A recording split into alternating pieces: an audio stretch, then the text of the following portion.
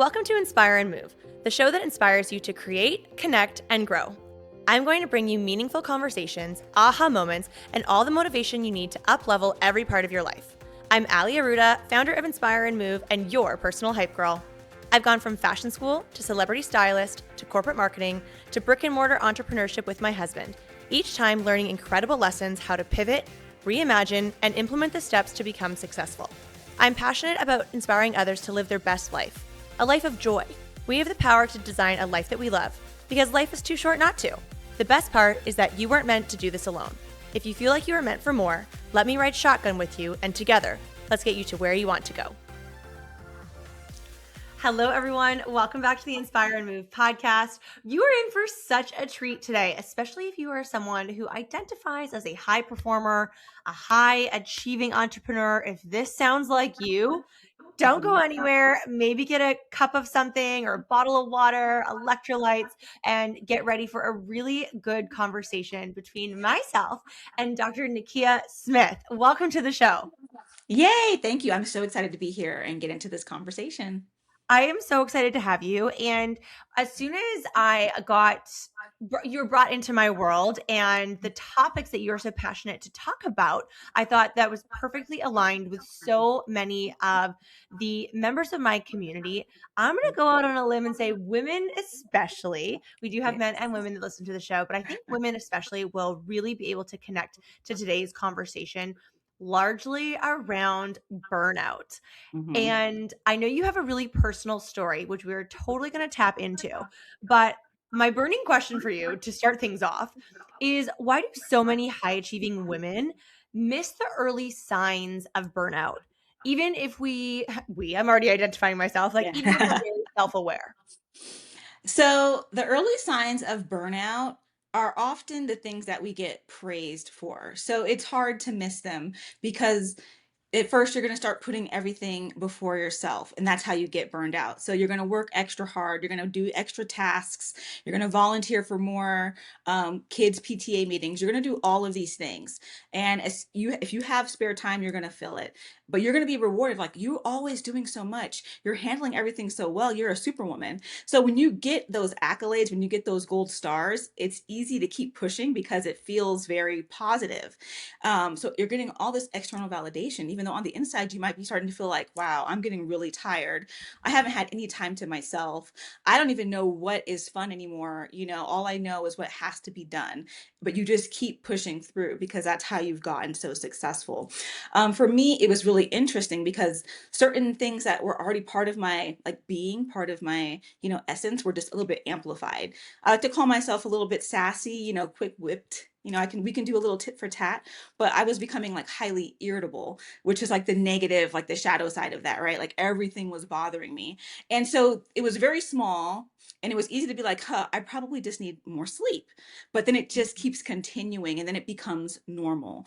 And so that's just kind of why I'm speaking out about it, because we've normalized hustle culture, we've normalized exhaustion, and we're at the point of normalizing the burnout. And so I just want to speak out and let people know, like, just because something has happened and it continues to happen, if you don't feel good about it, it doesn't have to be your normal or your baseline. Well, I love that you're speaking out about this topic hmm because I think we've gone through this really interesting time where it was sort of like hustle culture. And then hmm there was like a mad turn of events where people were like, screw hustle culture. Yep. I'm not hmm doing anything. And now I think there's like, multiple camps where that can totally coexist and everyone's finding Yes. their own way.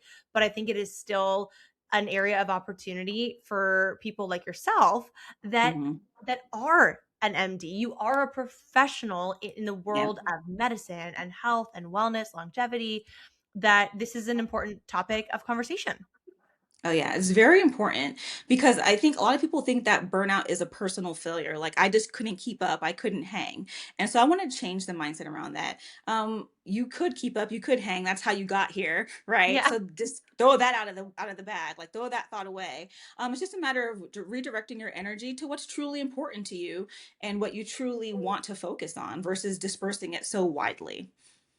I love that. And before we even kind of carry on with, I know I have so many questions for you, but why don't you tell me a little bit more about your personal experience when it comes to burnout? Because I think that will really help the audience, like listening and hmm watching, understand, and I think even like take everything that you are sharing today with even more sincerity. Like you're going to understand it even more because you have that personal story versus just, being on a soapbox and passionate about a topic. Yeah.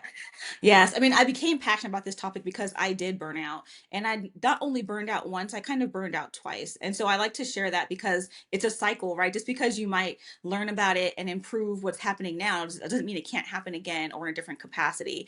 And I would say that my first burnout was the very toxic crash and burn. After 4 years of undergrad, 4 years of medical school, 4 years of residency, and being an attending for 6 to 7 years, I just got to this point of exhaustion. And I just had this all out breakdown in my car. I think people can relate. Like it was like a TV moment, sitting in the car. It's like 3 a.m. I had just worked 20 hours and I'm just like crying and angry and yelling, like, how did my life get here? Because I'm a doctor. Like I was supposed to work hard and have a good life. And not to say that my life wasn't good, but it was just so taxing on me physically, emotionally, mentally. And I was starting to get into that space where I'd wake up each morning and be a little bit dread, like, oh, this day, another day. I just have to get through this day so this day can be over. And so then I realized, like, I'm not living life, I'm just kind of surviving it. And how did I get here? Not crying in my car. Yes, that was the moment, that was the breakdown. And I think a lot of women can resonate with having a moment where you just feel so done that you don't know whether to scream, cry, run away, like lock yourself in a room, or just like quit and start all over again. Like all of those are happening in your mind at once. And so I was like, what is my next step? How do I get out of this? And how did it get so deep? How did I get so far? So that's why I call burnout like a boiling pot of water, right? We all like make pasta, a big, big vat of pasta, and you're putting the water on, and you're like, you turn the heat on, even if the heat's on high, the water is not boiling for a while. And then it starts to simmer, and then it starts to boil and roar and boil over. And I was at that point. And when I took the time to really think about it as I was healing and learning, I was like, I've been in that simmer for 5 years now. I was changing jobs, moving across the country, doing all these external things to try to figure out why I didn't feel good, why I wasn't like feeling rested and recovered, why I was kind of mentally a little bit foggy, a little bit on edge, and kind of becoming a little bit more emotionally numb, which is what I say when you kind of feel like you're robotically going through your day. You're like, handle this task. You can get everything done, but you're not processing it. You're not really thinking about it. You're just moving through. And so I was like, this has been brewing, and I don't want anybody else to get to this end point. If I can stop you while you're in that simmer, then we are great. We can reverse it more quickly and have better outcomes for everybody, because that burning boil is not a good space. And I don't want anybody to be there. Mm. Well, okay, this is a perfect segue because I know that you often use the term simmer, and Mm-hmm. that's not necessarily, you're not necessarily talking about the crash that comes from burnout, or, maybe in this Right. case, like boiling over the pot. Over. Mm-hmm. But in your terms, when we use the word simmer, what does that look like? Like what could people expect, or maybe at this point even identify with when in terms Yeah. of what you explain it to be? And the simmer, that's what I said. The simmer is something that happens slowly and insidiously, and you kind of normalize it. Like, so starting to wake up with dread every day, moving through the day, not really checking in with yourself, but just checking off tasks and not worried about how you're emotionally feeling and how you're responding to things. Noticing that things might become more irritable or annoying or a little bit more on edge, or also the opposite, where you're just checking out more and more. You're not really concerned. You're becoming more reclusive and secluded, because a lot of people do withdraw when they're feeling that they're not their self. Overall, it starts with a feeling of being exhausted. I would say the first thing that people can say is, I'm just so exhausted. If I had a week to sleep, I think I might feel better. Like if you think that you need that long, you probably actually need longer. But so many women can say, man, just a week of nothingness would be great. And that's the beginning signs of like, okay, that means you're not resting well, you're not restoring well, you're not in balance. And what can we do?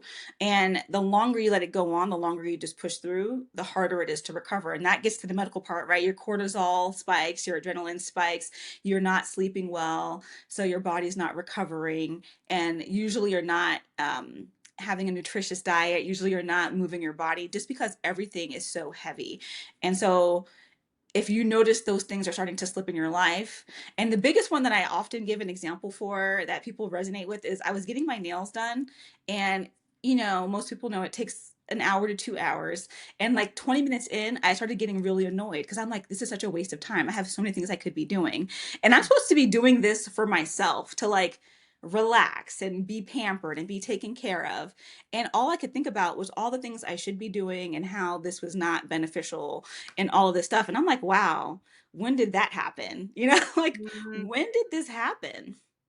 So if Oh you my have gosh. things you used to do for fun and now you find that they're annoying, that's a big red flag. I mean, yeah, that's such a good example because I mean, nails are a good chunk of time for those of us, but also Mhm. it's worth it because then you have beautiful nails for like weeks at a time. So Yes. I can always justify the time. Okay, so are there common ways that maybe women or men, but I'm gonna Mhm. stick with maybe women being a more common one at Yeah. this point, ways that we might be able to misinterpret the signs? If it is just thinking like, oh, I'm just tired, or that was a really big Mhm. meeting, or sprint of events. Can Yeah, we I think misinterpret it? we misinterpret it often. I think it's not necessarily a misinterpretation, but it's just kind of how we were raised, right? We were raised and we saw women and had these expectations of doing everything and being the superwoman. So you might start to feel these things, but you don't necessarily miss them. You kind of just ignore them because you look around and you see, oh, well, she's got a job and a side hustle and 3 kids and she's handling it well. So maybe that's a personal problem, and not like something else. But when you start to talk to people, you realize that although it looks like they're handling it well, they may not be. Because I think I appeared to be handling everything really well, but I was on the inside just feeling terrible. And so it wasn't until I started sharing my story, the other women were like, oh, I kind of felt like that too, but I just thought it was just me. So we often think it's just us that's struggling. And so we keep pushing through. Yeah. And, um, and we also had the thing where like we are trained that thinking about ourselves and prioritizing ourselves is selfish, right? I don't think that men get that same training, or that same message. And so even if you thought about it, you might be like, no, people will think I'm lazy or I'm selfish or I couldn't hang or at work I'm not a team player or Mhm. all of these things. And so we quickly change our mind because we have that blowback. Have you seen in your experience that there's a certain age range that this happens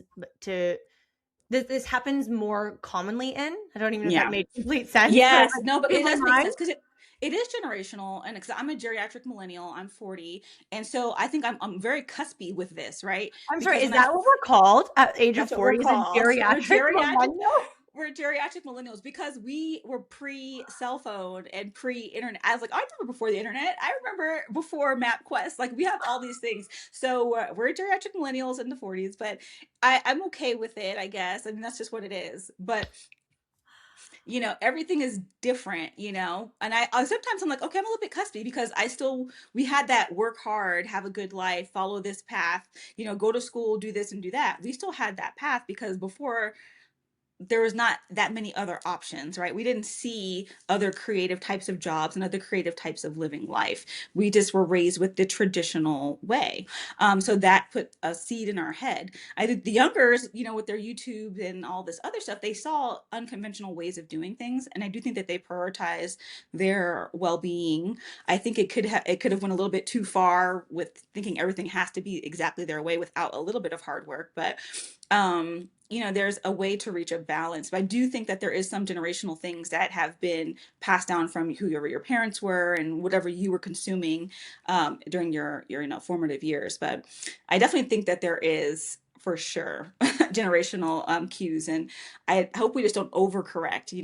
Have the helicopter moms overcorrect to the overly and friendly and non-parental kind of raising of their children. So I'm hoping we can strike a balance with our well-being, especially. Oh, for sure. Well, I think even in these times, whether it's, Canadian economy, US economy, other parts of Mhm. the world where things have changed so much, even like for cost of living. So Yeah. someone that's in their like early, mid, even late 20s, it's probably a very different experience for them to try to move out, live on their Mhm. own compared to, us. What did you call us? Geriatric millennials? Geriatric I've never millennials. heard of this before. Yeah, the expectations, right? I was like, oh, I'm gonna get out, I'm gonna go to college, I'm gonna get an apartment. Like I had these thoughts, and now the thoughts like and I don't believe that. I mean, I guess it could have been, but it didn't seem acceptable to just like stay at home with your parents. But now that is a more acceptable living situation. So everything is changing. Okay, so I very much identify as a high performer. And I Hmm. actually just had my Enneagram assessment done by an expert. And it was no surprise to me that I am a 3, the Oh, achiever. I'm an eight. So are you an 8? Challenger. Okay, a challenger. All right. I love this. We can tap into some millennial or some Enneagram chats as well. But Yeah. so chatting through things like high performance, Hmm. discipline, consistency, work ethic, like I very much identify with all of that. Like I love Right. goal setting, achieving my goals, winning. Like I think I say winning more as like I have Mhm. won at the task I wanted to complete, Yes. not like I need to win this game of dodgeball. I'm going to take you out at the kneecaps kind of winning. But how does that, in this conversation surrounding burnout, is there a way where being a disciplined, highly motivated achiever type, does Hmm. could that be masked by underlying, elements of burnout? So I think that there's some component to how you are, right? Like you're just a competitive or a high achieving person. There's some competitive to how you were raised and what generation you were in. Because I'm always very much a goal getter and I love to be challenged and I love to overcome those challenges and win at life, not against anybody else, but just in my own life. I think that there is a way that it's a way that that's what led us to our burnout. And that's why I always say just because you have identified that you've burnt out and you've taken some time, it's easy to fall back into the burnout trap because even if you divert your energy elsewhere, you can still burn out from that, right? So if you're like, I'm going to quit my job and just be a mom, you can burn out from being a mom. I'm going to quit my job and become an entrepreneur. You can burn out from being an entrepreneur. You can quit your job as an entrepreneur and go back to a 9 to 5 because you're burnt out and you can still burn out. And so I think that it's just the mindset that you have of being the best and doing your best and performing and being just a high quality whatever you're doing, whatever role you're in, can lead you to that burnout.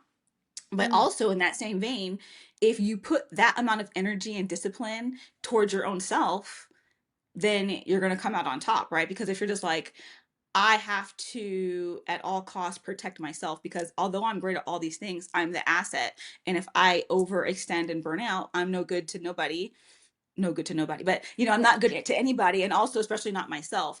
So I do think that those characteristics and that discipline can be diverted and is what helps you have a successful but sustainable life is what I like to call it. okay, well, I love that perspective. Now Hmm. take us back to, we had the first burnout moment in your car at 3 Yes. a.m. And Crying.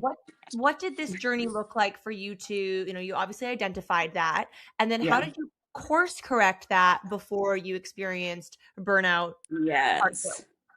Yeah, and so I have to say that like I said, it took me 5 years of simmering to realize I was burnt out. So I want people to know, like, just saying I'm done with burnout or I'm gonna rest for one weekend is not how you kind of overcome burnout.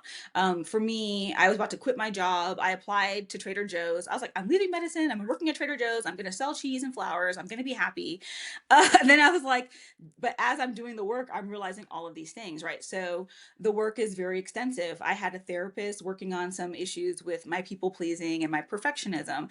I did a lot of reading of books and listening to podcasts, learning about self compassion and compassion fatigue. Like having external compassion leads to compassion fatigue, which a lot of us have, especially as women. And then when you don't have that self compassion directed back towards you, is like doubly detrimental, right? Because we are so much harder on ourselves than we are on everybody else. So we exert all of our compassion outward. We're hard and critical of our own selves, and that does not leave us in a good place energetically and emotionally. So just a lot of work. And then I realized I absolutely wasn't moving my body. I hadn't worked out in years. I was too tired, too exhausted. So it's this whole thing where not only am I resting more and prioritizing rest, I'm moving my body and prioritizing my well-being. I'm, becoming more compassionate and not kind to myself emotionally, and also just working out some mental things because we have a tendency to be hypervigilant, overthink, overplan, overprepare, and sometimes ruminate. And that can be helpful in some senses because I think a lot of women say, well, this is how I got to this point. I was so successful because I was always prepared, this and that. But there Mhm. is like a negative component to it. And they actually call it maladaptive perfectionism. which I had to learn a Oh. lot about because I was like, what's wrong with being a perfectionist? And I'm like, oh, there's like an adaptive good way of being a perfectionist. And then there's the part where you take it to the extreme. So those were all like part of like learning and part of my journey. And so it did take years, and it takes practice being nice to yourself. It takes practice saying no and setting boundaries, especially at work or especially with loved ones. And it takes practice just to course correct, right? Like you don't just get a new habit. It takes practice and you slowly do it, and then it becomes a habit, and then it becomes your routine. And as you build those routines, you start to recover and kind of just take care of yourself wholly. I love that. Okay, and so how do you take care of yourself today? Like what has now become non-negotiables for you to operate at your best and feel Mhm. your best?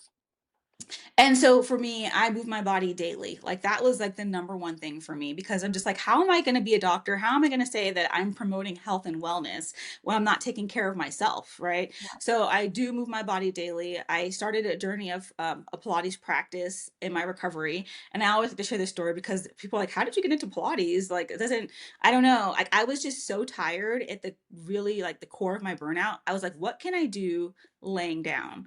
Yeah. Like it's low impact. I was laying for most of the class because I was standing on my feet all day at work and my feet were like just too tired. And that's just how it started. But I loved it so much that I decided to continue this journey and become a certified Pilates instructor. Shout out to Vegas. Great Pilates community in Vegas. Yeah, I love. Oh, I love that. Well, I know we were Yeah. talking about this before we hit record that you go to my friend Ashley's studio, The Good Place in I Vegas. I love do, that so yes. much. I go to her studio, I love it, and so, that was just part of it, you know, and then so for me, it did include 2 more job changes, right? So I quit that job where I was crying because that job was not the job for me, I was not aligned, and the first thing I said was, like, "What would make me feel better now?" Because I think we also have this all or nothing, like, it has to be from 0 to 100 because we have this idea of what would be perfect, and I was like, "I wanna work part-time," and that was I think that was like my big perfect thing. But I'm like, but for right now, like right now in this immediate moment, if I didn't have to work nights or weekends, that would be good. And so I took that one tier of not working nights and weekends and reclaiming that for myself. So I still worked full time, but I didn't work nights and weekends. I was moving my body daily. I had a therapist. I started just sharing my story and connecting with other women. And I found that like engaging with them just kind of lifted my spirits and kind of reminded me that when I went into healthcare, I knew I wanted to help people. And that's not limited to just medicine, it can be in whatever capacity that I can offer them. And so all of those things kind of just help me like come back to myself. And like I said, you kind of get numb and detached from yourself. And so I was coming back into myself like, oh, I do enjoy talking to people. It's not a burden. It's just when you're drained, it feels like a burden. Um, and that was like the first step, saying no to extra shifts, saying no to this, saying no to that. And the hard part is you have to say no to things that you want to do. Mm. And Well, we've all been sometimes there, right? Yeah, oh my we've all gosh, been there. yeah, Like, and I'm so tired, but I want to go. And that is really hard to say, like, I'm so tired, but I want to go, but I know that I just can't. I can't go. I can't do this. The saying no to the things you really don't want to do, that's the stuff that becomes easier with practice. Because at first saying no is hard, but you're like, well, I really don't want to do it, so it's better. But then saying no to the things that you want to do, but you just don't have the energy or capacity for. That is what takes a lot of practice and a lot of self-compassion. oh my gosh, and I think it takes a lot of reps. Like I think, Mhm. reps, practice, same thing Yeah. that it's just, putting those reps in to build that muscle when it comes to Yep. saying no. And especially if you are someone who identifies with being a people pleaser or even Yes. like recovering people pleaser, it's even A more team challenging. player. I'm a supposed to be a Yes. team player. That's what they And you already hit the nail on the head when you said family too, like and loved Mhm. ones that sometimes that's actually the most challenging versus, Yeah. ideal business partners or clients. It's the Mhm. family because there's probably some sort of like a guilt message attached to it. Yes. So much guilt. Did you have to experience any of that and how did you get through it if so? I did experience some of that, and it is it does bring up a lot of guilt, especially because when I was in training, or like when you're in a serious time, whether you're going for promotion or whatever, going through a training program, you have to say no to things that you want to do for your family or friends because you're in this moment, and you're telling yourself on the back end, I'll say yes to everything, but you realize you can't say yes to everything. So it does become a matter of importance, but I do think that when you practice it, there's ways to go about things. Like maybe someone invites you to a brunch, and you're like, I have to work that night before or the night of. I can't make it. But whenever you have some time, I would love to just take you out to brunch for your birthday and catch up or whatever. So, like the things that I want to do, I try to reach a middle ground so that I also don't feel as bad. Because I'm like, I do want to see you for your birthday brunch. Just that date is not going to work out. And I want to celebrate and honor you. So maybe we can find a middle ground. It doesn't always work out, but at least if you kind of put that out there, you can feel better. Like, I just can't do it right now, but maybe later, or maybe a different way, or a different time. Like it always just seems so like it has to be this. And I'm like, no, we can start negotiating things. Well, I think that's such a great reminder too. It doesn't have to be all or nothing. It can Yeah. be let's find something that works for both of us. And the root of wanting to spend time with that person or celebrate that person, that is Mhm. still very present. It's just finding something that works for both parties. And I love that you brought that up, because I'm sure that is something that even people listening or watching right now probably also are like, okay, yeah, this is all well and good, but what about this scenario? Yeah. And it's very very common and something that would come up, probably consistency. It comes up a Consistently. lot. It does come up a lot. And so I like to work with people, like when I coach them, like we can individually work out that problem. But I do like to have just some kind of like, here's a couple of phrases you can think about to be ready. Like, no, like if no is hard, then say, I have to check my calendar. Let me get back to you. Or I think something is already happening that weekend. Let me just reconnect with you later. Give yourself that time. And then even just think about it. Like, actually, I'm coming off of a very busy week, and I just don't know if I'll have the energy for that. I would love to support you. And if I can't, let me know if there's another way I can support you. Because there are other ways you can support people than just showing up. And I know showing up is good, but there are other ways. And they might surprise you and be like, actually, I really just need you to help me pick an outfit. Can you get on a Zoom real quick and tell me which one I should wear? And I'll be like, yes, I can definitely do that, or whatever. Yeah. So we had to just figure it out. And it's a learning, like you said, it's practice, it's reps, it's a learning curve.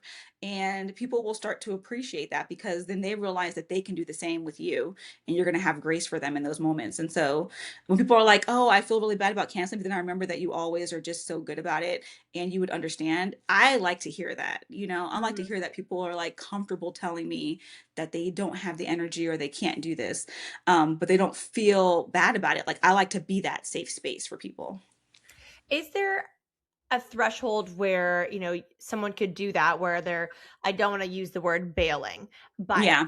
because I want to be able to clearly differentiate people that do Yes. it on repeat, where you get to the point where you're like, ooh, now you actually just have like a reputation of bailing, Hmm.